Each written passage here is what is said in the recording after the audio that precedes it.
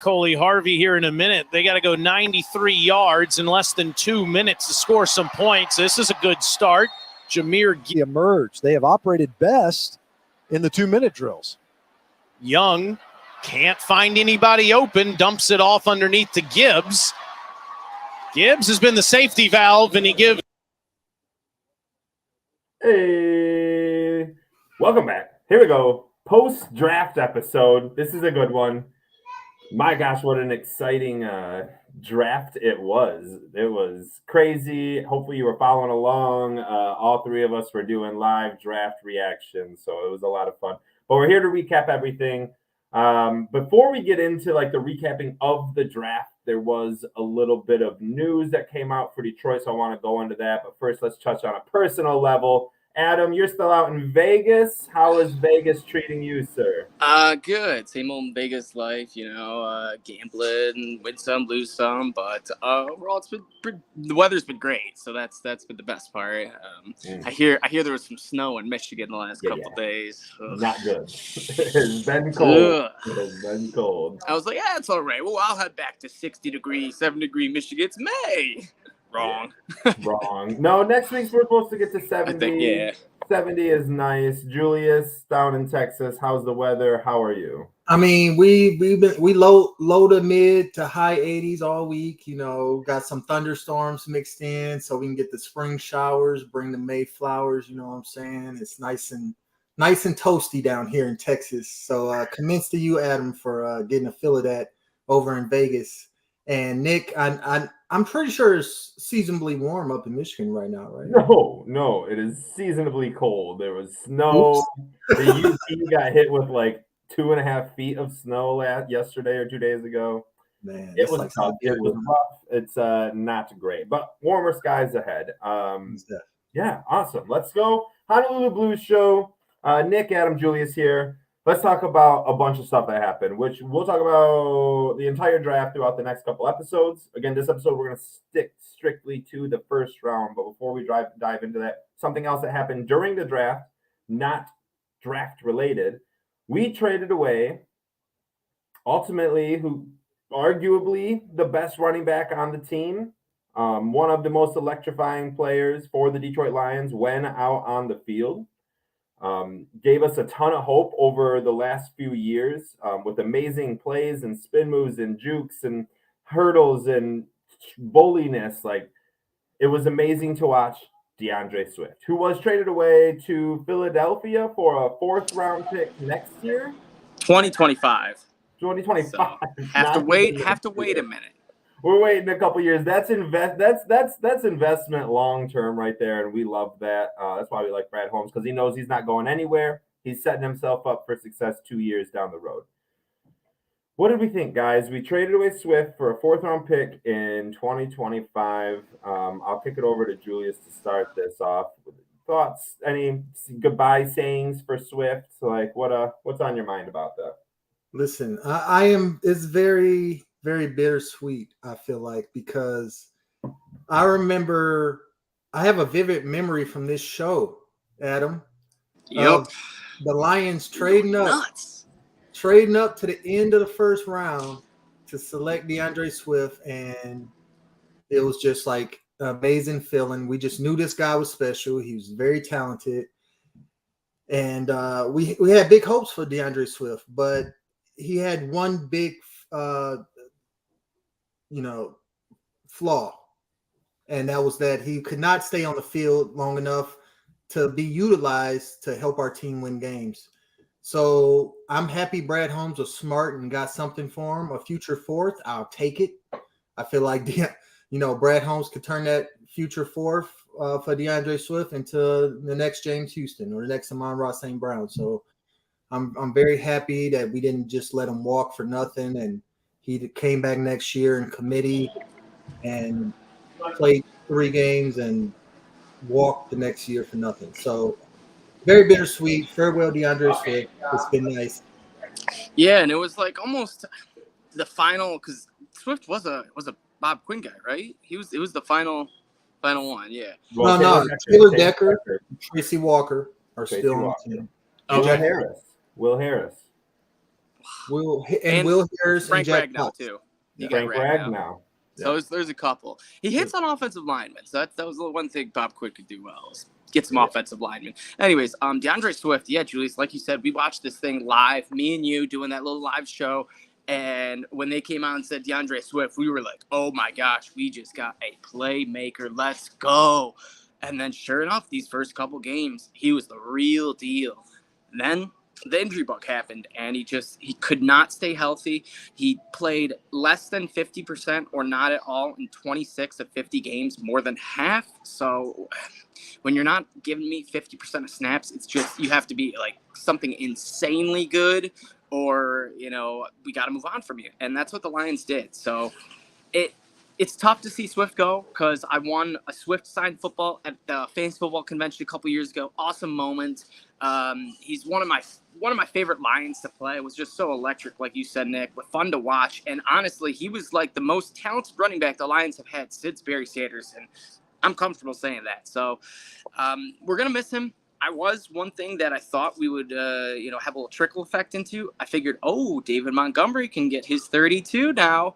Wrong. Montgomery wants to stay at 5, and Brandon Branch, Brian Branch. I don't know why all these other branches were popping in my head, but Brian Branch, ended up taking 32. So if you got a Swift jersey, slap a little Branch on the back of that. Yes, there you go. Swift, yes, played less than 50%. More so too at the end of the year because he wasn't playing well enough. Like Deuce Staley, Dan Campbell, they didn't have confidence in him. He stepped and didn't have his heart wasn't in it when he was running the ball. He didn't want to go north and south. He wanted to go east and west out of bounds. It was just different. I remember a few years ago when I went to Los Angeles, went to the Coliseum to see, or I don't think it's Coliseum anymore, whatever. Went to the Rams game where Stafford played Detroit in Los Angeles. And DeAndre Swift was electric. That first screen pass, man, to the house. Screen pass. Exactly. There was nothing that could beat it. And that was and I'm pretty sure I put his over-under when we did over-under for last year at 1,000 rushing yards. We had the utmost faith in him, but man, it was tough to watch. It just this huge downward spiral from DeAndre Swift. It was just terrible. Hopefully, honestly, I root for him in Philadelphia. I hope he revitalizes his career and has a good, plays well. Hopefully Jahmyr Gibbs plays better, but hopefully he does well. No hard feelings for DeAndre. I agree, and the only thing in the back of my mind, I'm like, so help me God, if this guy plays a full season next year and just lights it up for the Eagles, I'll be happy, but I'll be like, Yeah. I mean, it is what it is, though. Swift is gone. Yep. And we will move on just like the Lions will. Speaking of moving on, we have moved on with a guy named Matthew Stafford a few years ago and finally get the full return, the full effect of the Matthew Stafford trade. So let's go over it, guys. I just kind of want to hear what your thoughts are. Maybe not so much who won the trade, but just overall thoughts, comments, concerns on the trade. Ended up being Matthew Stafford going to Los Angeles. And we in return got Jared Goff, Ife Melifonwu, Jameson Williams, Josh Paschal, Jahmyr Gibbs, Sam Laporta, and Broderick Martin. 7 players in return. Jameson Williams, Jared Goff, Jahmyr Gibbs, really headlining those 7 players. Josh Paschal and Ife, the bottom 2, and then Broderick, Sam Laporta. Who knows? We'll see what happens. Overall, I'll shoot it right back down to Adam. What are your thoughts on this trade?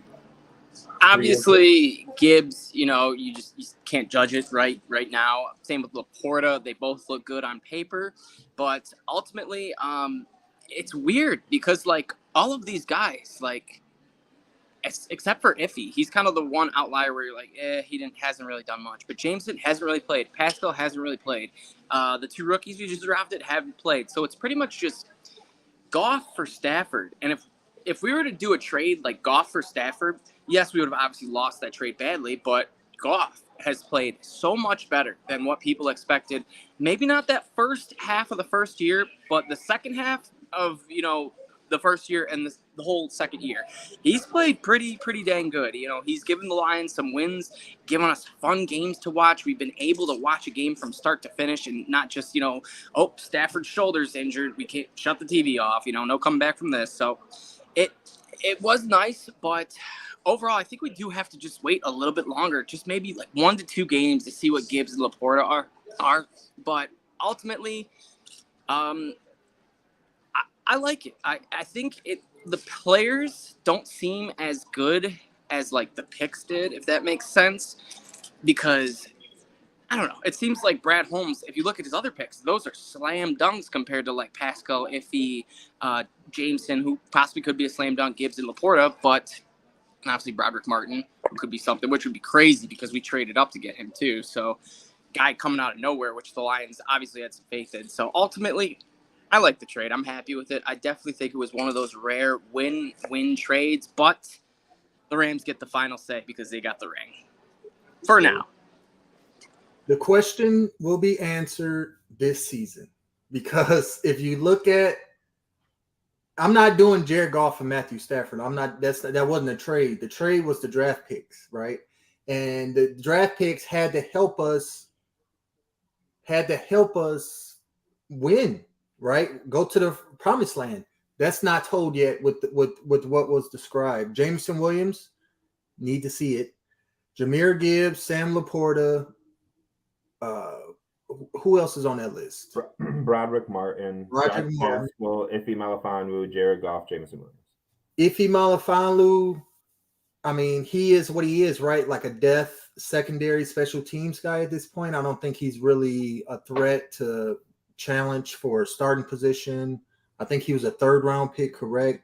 2nd-round pick. And do you think that he's on the roster at the start of 2020? It's questionable at this point. If you look at the depth that Brad Holmes then added with C.J. Gardner-Johnson, and now we got Brian Branch, and we got Cam Sutton, we got Tracy Walker coming back.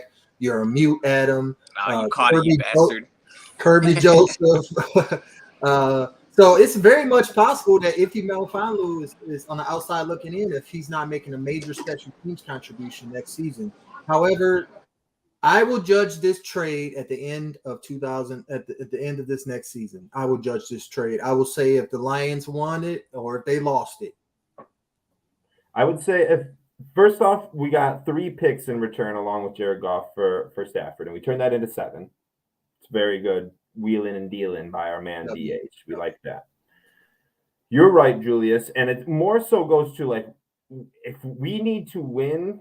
I know it shouldn't be like this. Our standards should be just as high as the Rams, and our standards should be the Super Bowl. But realistically, for me to think that we may have won this trade, if we get 2 playoff wins with at least one of these guys on our team, whoever one of the 7 are, I don't even care or where they're at. But if one of the 7 guys are on our team while the Lions win 2 playoff games, not just 1, but 2 playoff games, whatever 2 playoff games there are, then I would say we ultimately won this. But we won this. I don't even care if the Rams got the ring because honestly, this needed to happen. If like what I'm saying, if we win 2 playoff games, this needed to happen to get us out of a 70-year purgatory that we would have been stuck in. Yes. And I don't know why the prophecy called for Matthew Stafford to be here and traded, but that's just what the prophecy called for, and we would have lived that prophecy. He's the chosen one. He was the chosen one. You're exactly right. Nick, you literally took the words out of my brain. I was literally thinking that, oh my gosh, like as you were about to say, the whole prophecy, literally, I was thinking the curse, Matthew Stafford being traded, winning the Super Bowl, and then the next year giving us the 6th overall pick and obviously some other players. I feel like that was just tides turning, and ever since then, the only kind of Lions SOL has been the Jameson gambling situation. So, say what you want, but I'll take it. It's true. I think a lot of fans would put SOL right on par with our draft, which is something we'll all dive into here in a little bit. A few more things before we get into that draft I know we're all waiting for. Lions heat up trade talks with oh my God, that would be crazy. Breaking news. Woo! Lions heat up extension talks with Jared Goff after drafting Hendon Hooker. Are we any thoughts on this at all? Yes, no, maybe so. You go, Julius. The airlines. Go ahead. I don't have any problem at all. He deserves it, to be honest, especially if he continues to play this way. And it don't have to be like a do or die thing. It could be just like add a year on. You know what I'm saying? Have 2 years of Jared Goff instead of 1, possibly wherever Hooker is ready. I have no issue with it at all. Okay, Adam? Yeah, I like it. Maybe some sort of like move the money around contract where he gets more this year, but in 2 years we're able to, let him walk or cut him for cheaper. And then if Hooker's showing some potential, then roll with Hooker because honestly, like Hooker will only be like a year or 2 younger than Goff, as crazy as that is. But so Goff will be like 32 and Hooker's like 27, 28 is when the end of this whole little like plan should come to fruition. So I wouldn't be opposed to it. Yeah, I agree. I always feel like as a business, you never want to wait till your quarterback is the best quarterback to extend him because then you're paying top dollar. You can get away with extending Goff right now at a reasonable contract, along with having the Hooker contract in your back pocket, which maybe we don't even get to Hendon Hooker. I mean, it's rare that third round quarterbacks actually become something special. And we all like to believe in that Hooker will be the Russell Wilson for Seattle, you know what I mean? But I feel like it's just grasping at stars, and maybe we can catch one. I don't know. But ultimately, extend Goff now before the whole NFL understands how he is turned mentally the page. And that way you can save a dollar or two, which saving $1 or $2 for quarterback position is, the way you got to go. Hello, Mary. And let's get to quick, actually, before we get to the draft stuff, Adam, as you chug that Coca-Cola. Yeah, boy.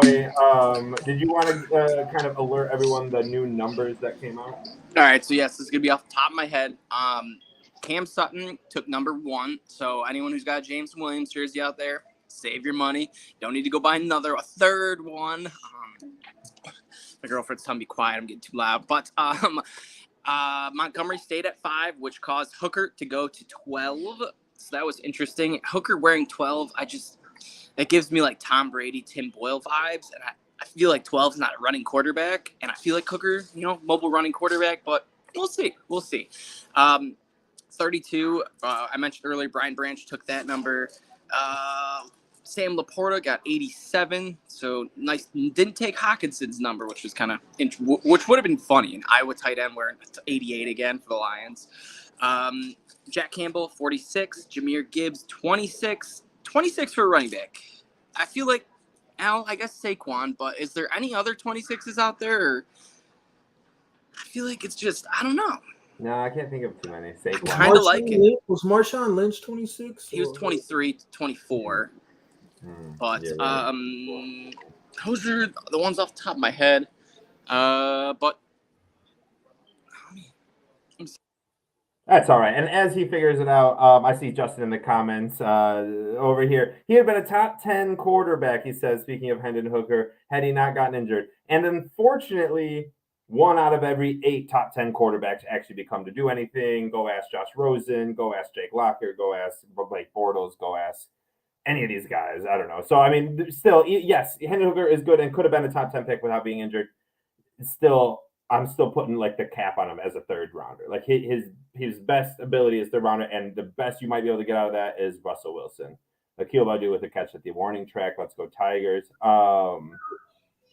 We lost Adam, so good luck, Adam. Hopefully he finds his way back. And let's talk about the draft. We had the 6th pick, and my God, it looked like everything was kind of falling our way. Devin Witherspoon was right there, and then Seattle took him at 5, and God knows that's who the Lions would have taken at 6, guaranteed.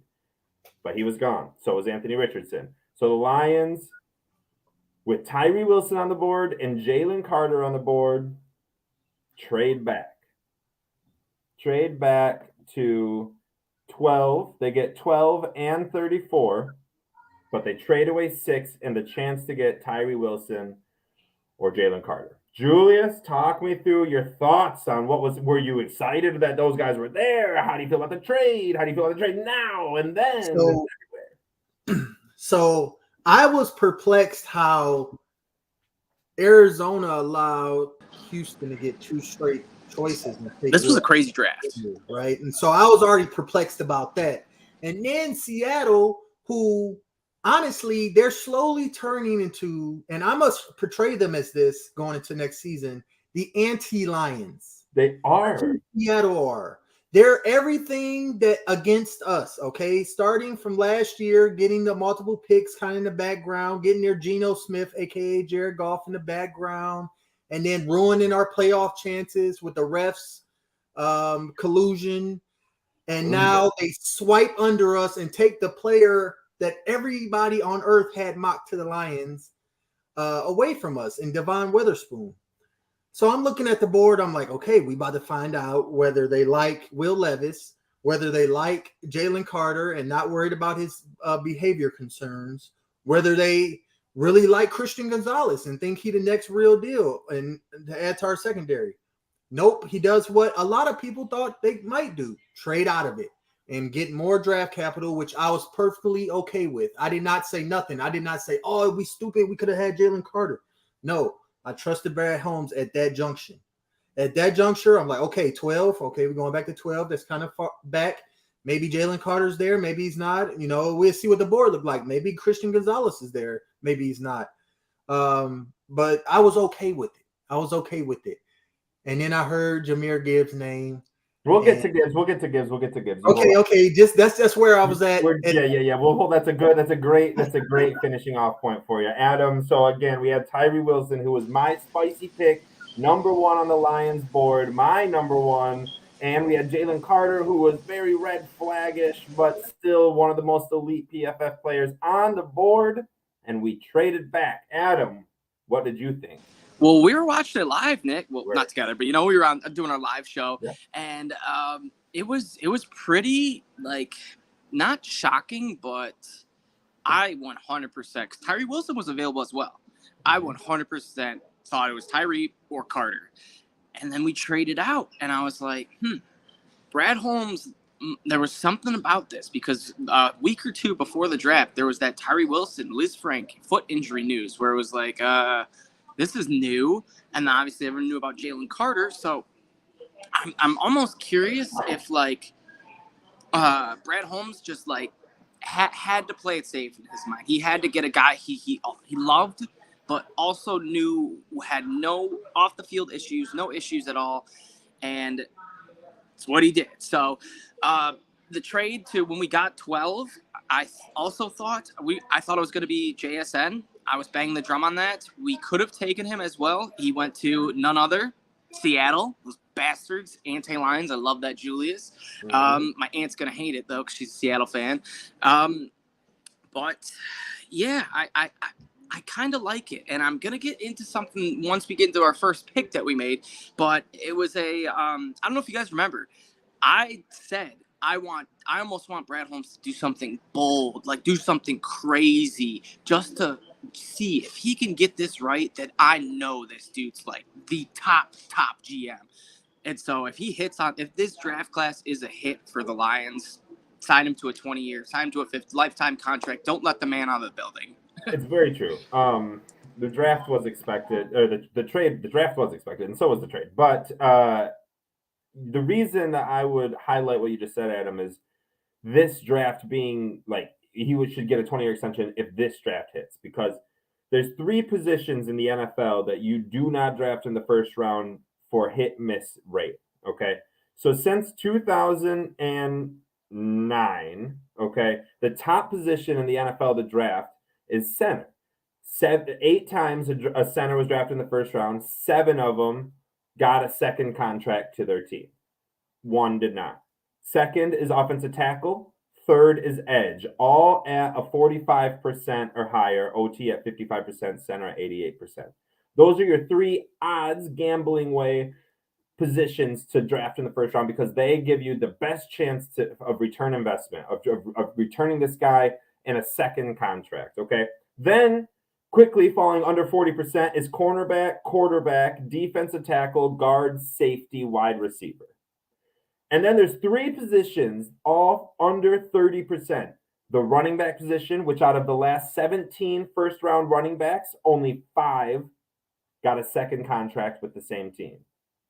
Then linebacker, out of 23 linebackers drafted in the first round, 6 have been re-signed to that team in their second contract. And tight end, which was our first pick in the second round, the 34th pick overall, out of 8 tight ends drafted in the first round, which we didn't draft ours in the first round, but it was quite close, 2 received a second contract from that team. Those are tough odds. Is it impossible? No, I just said there was a total of 13 out of 48 people of those 3 positions that got a second contract with that second team. But that's scary. And I think the Lions fans weren't upset about Gibbs, weren't upset about Jack Campbell. I think initially a lot of the fans, especially day of and day after, before 48 hours of sleep on everything, were just pissed about the position that we had drafted and traded back from with what was on the board to draft. And now we didn't like Jalen Carter. He wasn't for us. And we didn't like Tyree Wilson with the Liz Frank injury. He wasn't for us. Julius, what are your thoughts on not the players, let's try to avoid just the players that we got, but just the position that we took? And are you okay with that? Or what are your thoughts? It's okay to be hesitant. I get the point about the running back at 12, because if we'd have took Jahmyr Gibbs at 18, I feel like people wouldn't be upset. And honestly, a few years from now, when you brought up the amazing point of the positional second contract by position, that's really good, because this is only successful for the Lions if Jahmyr Gibbs get a second contract and don't end up the next DeAndre Swift, which, if we look back at DeAndre Swift and the Bob Quinn selection, it was a failure. He couldn't stay healthy. We were not going to re-sign him. He did not help us win games. Every single running back we've drafted since Barry Sanders has been a failure. This is the only way that this Jahmyr Gibbs is okay. So if it's a failure, if Jahmyr Gibbs don't get a second contract and don't live up to this pick, but we still win the Super Bowl, it won't matter. Okay. That's exactly right. If we win the Super Bowl in the next 2 years and Gibbs is gone by the next 4 years, it will not matter. Yeah. So this is like Gibbs is a part of the puzzle of what happened. Those first six picks, Gibbs, Campbell, Laporta, Branch, Hooker, and Martin. Those 6 guys is a puzzle, right? And remember, we talked about the Matthew Stafford trade. We talked about how who won. Did the Lions come out on top of that? And I said we're going to find out by all these guys. Gibbs, I think he's going. If he gets a second contract and we only win like 1 playoff game, we win a division. It's a win at pick 12. But he has to get that second contract on an individual basis for this pick to be the right pick. Okay. And then linebacker, not Jack Campbell, but just the linebacker position at 18. The linebacker position at 18, I'm okay with, because that was the weakest positional group on our team. Yes. For the last, 5-6 years? Yeah. Since we lost DeAndre Levy? Yeah. Yep. Yeah, I agree with both of you.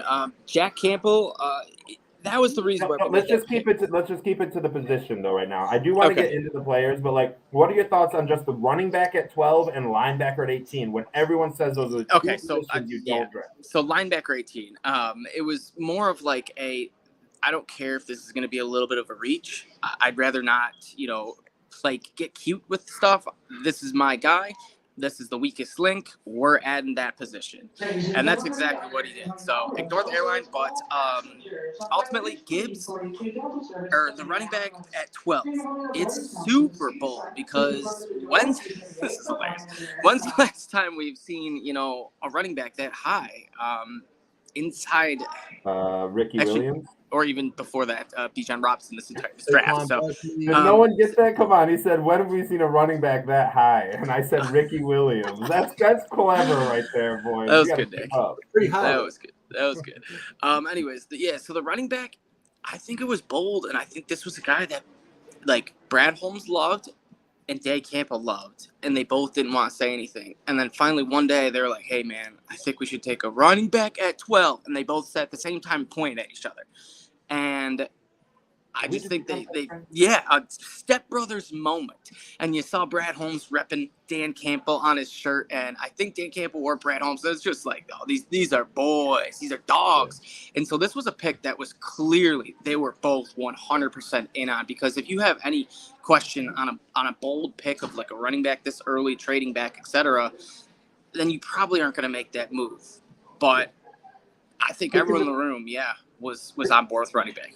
And you can see that with the way Brad Holmes got excited. And we've seen that many times over the years, and now we get to see it again. Yes, the picks at running back and linebacker are scary, just because, like the way I said it, the odds, those are the worst odds to renew a contract. But it won't matter if we win the Super Bowl in the next 2 years. Let's dive into the players that we drafted at 12 and 18. We know that the one's a running back, the one's a linebacker. At pick 12, after a trade back, we shocked the world and broke the internet. Brad Holmes said he was ready to break the internet at 6 and draft Jahmyr Gibbs over Bijan Robinson at 6, throwing the bird up to anyone who second guesses him. That would have broke the internet. That would have been nuts. But instead, he trades back, still gets his guy, and adds pick 34, just a house pick where we get Sam Laporta. We'll talk about him more later next week. Right now, we're going to talk about Jahmyr Gibbs, who Kirk Herbstreit mentioned he was kind of an Alvin Kamara, Christian McCaffrey-esque. I've seen comparisons to Deebo Samuel and Tyreek Hill. The guy is speed lightning. Let me tell you a few facts I found out about Jahmyr Gibbs. The original plan was to draft Devin Witherspoon or Will Anderson and then trade up for Jahmyr Gibbs, per Brad Holmes. Obviously, that did not happen because both were gone by 6. Jahmyr Gibbs was the 5th highest ranked recruit to Georgia Tech ever. Does anyone know the number 1? Calvin Johnson. Calvin Johnson. And that's a good Jeopardy question, by the way. Jahmyr Gibbs said he models his game after Christian McCaffrey and Aaron Jones. 4.36 40 time. And the Lions have already told him that we will be expanding his route tree. One of the big knocks on him is pass blocking. The Alabama Crimson Tide would take him out on pass blocking plays because of the depth that they have at the running back position. I would hate to see him out on 3rd downs. I do not think that'll be the case. I think he is such a talented running back and receiver that we can push heavy and blocking during OTAs and training camps and all of that. So I think that's what we'll do. But that's just the one kind of knock that I saw. So that's kind of some stuff I've found out about Gibbs. I really like him. We're going to coin the nickname on this show as the cheat code. So anytime we refer to Jahmyr Gibbs, let's start calling him the cheat code, because that is what he is. It's what it looks like he is. You just give him the ball, and he's like Michael Vick in Madden 04. You just can't stop him. So, Adam, tell me some of your thoughts on our 12th pick. Ultimately, when that pick came in, Twitter blew up. Every Lions fan was like, it sucked to see, because all of them were like, before the draft, trust Brad, trust Brad, trust Brad. And then when he did something so bold and courageous to like take a running back at 12, and Jahmyr Gibbs, who some people thought, oh, we could get him in the 3rd round. I saw people saying we could have got him in the 2nd round. And it's like, at the end of the day, maybe these mock drafts were just 75% inaccurate. Sure, you got the number 1 over a pick and maybe a 24 and, someone else. But maybe these GMs just think differently. And if Brad Holmes saw, the Jets GM, whoever needed a running back in between us, but the Jets, I mentioned them, who they said they were interested. People were like, oh, hell no. And then what did the Jets do? They drafted a running back. It wasn't early 5th rounder, but still, they added a running back. So it makes me think that, Brad Holmes was ready to do something bold. And if he saw another coach ready to do something bold, he wanted to do it first. So I just think, trust Brad Holmes. He's given us studs. Like we said, he could have taken a ham sandwich and we would have been, let's go ham sandwich, Yeah. Brad Holmes can definitely open mouth kiss my mom, and I'd be like, yes, Brad Holmes, I trust in you, brother. You can do it. Most definitely. Julius, let's hear what you got to say about our 12th, about the 12th pick overall. So I can see why they want their plan was what it was. Jahmyr Gibbs is and his comparison to Tyreek Hill is legit. He can also be a receiver. Now, if you look at him multi-positional, the value don't seem that bad, right? If you look at him like a Deebo Samuel, Alvin Kamara, these kind of give them carries, give them catches, multi-position players that's becoming more popular in the league. His pick at 12 could be very, very much validated. And Jahmyr Gibbs is, simply put, probably the most elusive player in this draft class, even on the scale of Bijan Robinson. I feel like Bijan is more like bump and bruise, kind of bouncy, and Jahmyr Gibbs is cut 60 yards. A la like Swift. However, I feel like his body's a little more compact than Swift. I think he's a little taller, a little leaner. And so I like the player a lot. I really do. And I can see how he's going to work. Ben Johnson is going to make his money with Jahmyr Gibbs. That second contract we talk about, Ben Johnson is a Jahmyr Gibbs is a Ben Johnson pick. That's who he is. Real quick counterpoint. Do you think Jahmyr Gibbs is like the damn near nail in the coffin that Ben Johnson's gone next year? Because with all these weapons... Oh, it's the nail in the coffin. If Jahmyr Gibbs explodes for Offensive Rookie of the Year, which is possible, with no Jameson Williams, too. Yeah, we're talking about the first 3-4 weeks of the season. If y'all in Dynasty Leagues out there, he should be the number 1 selection. Or top 5. Friggin' Anthony Richardson's going to end up winning like Rookie of the Year, and people are going to be like, he only had 3 pass deflections the entire time he threw the ball. How could you argue this, And you'd be like, okay, whatever, dude. Before we get into Jack Campbell, got the greatest last name in all of sports, we've said on this show a lot, and I will be this devil's advocate that many people maybe listening to our show and aren't tuning in or aren't saying it or don't want to say it or did say it and now bringing it back. But I would be, ashamed if we didn't actually look at the other way of this. We drafted a very good running back in Jahmyr Gibbs. What are our thoughts of? We've said it. Running backs are a dime a dozen. I hate to say it, but it's very true. And we've seen the undrafted Austin Ecklers and the 7th round Isaiah Pacheco's. And are they stars that have staying power? I mean, Eckler kind of did, but whatever. They're good running backs. And do you think that we overspent on? I knew we were getting we all knew we were getting rid of so we have to get a running back. But do you think maybe getting someone like Deuce Vaughn in the 6th round or 5th round would have? And then we could have added someone else at 12 like Christian Gonzalez, and then got Deuce Vaughn instead of, I don't know, Williams Mary offensive lineman that I don't even know the name yet. Like, let me counter ask you, Nick. Okay. If Jahmyr Gibbs is Christian McCaffrey, it's worth it. It's worth it. Is it worth it? Because that's who he possibly is. But what if he's Trent Richardson? Yeah, but Trent Richardson. I get what you're saying. I'm just saying, like, what if it's DeAndre Swift? Like, what if we get this guy for 6 weeks? You know what I mean? Like, then we just wait, and as Christian Gonzalez becomes J.C. Jackson with the Patriots. You know what I mean? Like, I don't know.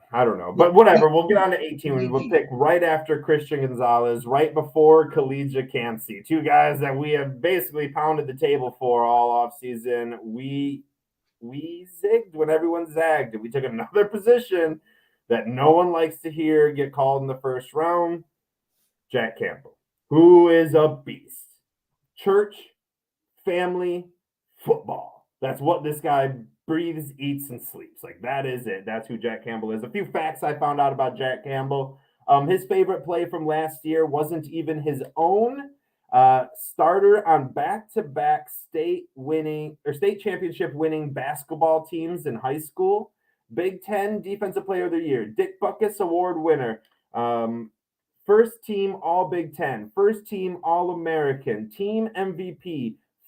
4th ever Iowa unanimous All-American. Only linebacker in the last 20 years to measure over 6'4", jump over 37 feet, feet. That can't be right. No, is that right? No, that can't be right. 37 inches. Sorry. Not feet. That would be crazy. 10.8 in broad jump and run under a 4.7. First linebacker in 20 years. So he's hitting all the measurables. He was definitely the best linebacker in the draft. His knocks are it's gonna be tight for him to cover a tight end and running back. And he misreads some runs sometimes. We all saw one online. I believe it was. That was Blake Corum. He juked him out of his socks. And Corum had such an easy opening where it was like he would do that to Will Anderson. Like for it was sure, just. But I'm just saying that's something to look at. And that's he's an NFL player now. Exactly. That's enough. Yeah. And every NFL player, even Tom Brady, has knocks on him right now. You can, he's gone. But I'm just saying, like Aaron Rodgers, everyone's always going to have some kind of knock. You can't just be perfect at everything. But those are a few things to think about. Jack Campbell at 18, it will become the coach of our defense. Or the quarterback of our defense. He will be. This reminds me, Chris Spielman. This is like 1990s. This was our weakest position, and we just went and upgraded it. So I am really happy with this pick. A lot of people think we may have reached again, but I'm happy. Julius, take it away. Jack Campbell. I would have been okay with Jack Campbell at 12. He was one of my favorite prospects in this draft, and a lot of it had to do with his character and football acumen.